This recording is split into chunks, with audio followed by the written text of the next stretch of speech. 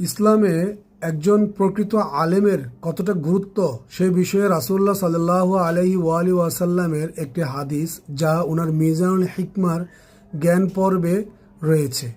রাসূলুল্লাহ সাল্লাল্লাহু আলাইহি ওয়াসাল্লাম বলছেন, একজন আলেম বা জ্ঞানীর মৃত্যু যা কখনো পূরণ হওয়ার নয় এবং তা এমন ছিদ্র যা বন্ধ হবার নয়।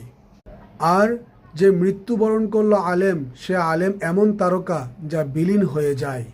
একজন আলেমের মৃত্যুর চেয়ে একটি গোত্রের মৃত্যু বা হারিয়ে যাওয়া সহজ।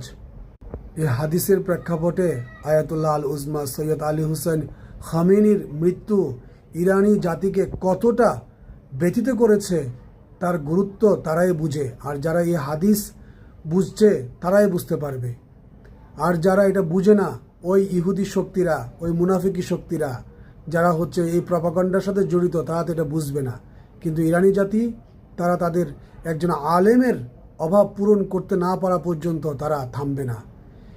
তারা কারবালা থেকে শিক্ষা নিয়েছে, ভবিষ্যতে ইমাম মেহেদী আলাইহিসসালামের জন্য তারা নিজেদেরকে পুঙ্খানুপুঙ্খানু করে তৈরি করছে। তাই তাদের পরাজয় কখনো সম্ভব নয়।